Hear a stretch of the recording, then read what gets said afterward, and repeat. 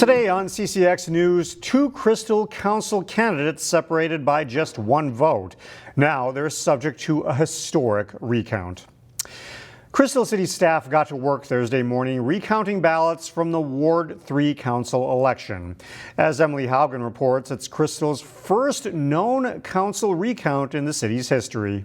This Thursday morning, the Crystal City Hall is flush with the sound of shuffling paper. This is it's kind of a big day for Crystal. That's because a recount for Crystal's Ward 3 Council is underway. And as far as City Manager Adam Bell can recall, it's a historic moment. We do not have a record of a recount for a city position occurring, at least for the last collective knowledge of at least 25, 30 years. In the first count, incumbent John Budashevsky led challenger Wade Gerard by just one vote. That was cause for a recount, which is taking place here in a secure process a few weeks later. So we brought all the ballots here. They're all in sealed cases. This is a hand recount, so city staff are unsealing the ballots and taking them out to be sorted. They're looking at the ballots for voter intent, and so that could mean that if the oval was marked too lightly or the voter made their mark outside of the oval, but it's clear who they wanted to vote for. Jim Howitt is here with Hennepin County to oversee it all. He says this isn't the only race in the county eligible for that publicly funded recount. This year, I believe we had 6 races that were within that threshold. At the recounts, Howitt says candidates and representatives are also present to challenge ballots as needed. At the end of the day, the city council will canvass those ballots and assess challenges to determine the official total. That's generally it. It's just a lot of sorting and then counting and getting new totals based on the intent of the voters. But this morning, the ballots are in the hands of city staff. In Crystal, Emily Haugen, CCX News.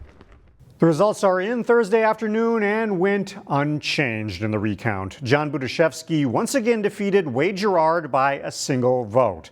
The Crystal City Council scheduled a special meeting Thursday afternoon to canvass the recount results and declare Budashevsky the winner. In other news, the Plymouth Planning Commission is recommending approval of a church expansion, but not without significant parking and traffic concerns. Slavic Church Golgotha in the southeastern part of the city has grown to become one of the larger Slavic congregations in the Twin Cities metro. The church is requesting to build a 12,000 square foot, 2-story addition in a neighborhood surrounded by single-family homes. Close to 30 parking spaces would be added to reduce on-street parking, which neighbors say has become a problem, creating difficulty for fire trucks to get through during service times. Church officials say the expansion won't increase the number of people, but allow it to make better use of its space. The Plymouth City Council is expected to vote on the plans at its December 10th meeting. One of the state's largest food banks hopes a big day for donations can put a dent in hunger. More than 200 volunteers were at Second Harvest Heartland on Thursday to pack produce boxes for Give to the Max Day. It's one of the biggest fundraising days of the year for the Brooklyn Park-based nonprofit. They hope to raise enough money to provide 2 million meals to the community. But for Second Harvest, the day is about more than just fundraising. Give to the Max Day, in addition to the financial contributions we receive, also helps us generate awareness for hunger. And it is such a critical and important issue in our community. Second Harvest ships about 300,000 pounds of food per day to its partner agencies and programs. Teachers and staff members in the Osseo School District received a special treat this week. They've been doing cookies probably for 4 years. Before that, they were doing the traditional apples. And we found out they like cookies better.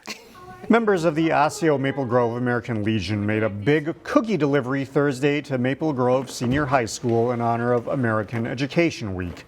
The group delivered treats to 11 schools throughout the district as a way to thank everyone who works in public schools. Usually, the weather is not real conducive to doing this, but we love doing it, and they're all very, very thankful, very happy that just to be recognized, and know that somebody outside of the school appreciates what they do. American Education Week dates back to 1921 and is always celebrated the week before Thanksgiving. A 2021 graduate of Wayzata High School has received a prestigious honor. Sarah Cow, a senior at the United States Military Academy at West Point, is one of 32 U.S. recipients of the Rhodes Scholarship. Rhodes Scholars are selected from a pool of candidates nominated by their colleges and universities. Each recipient will go on to study at the University of Oxford in England. Cow is double majoring in international affairs and Chinese with a minor in terrorism studies.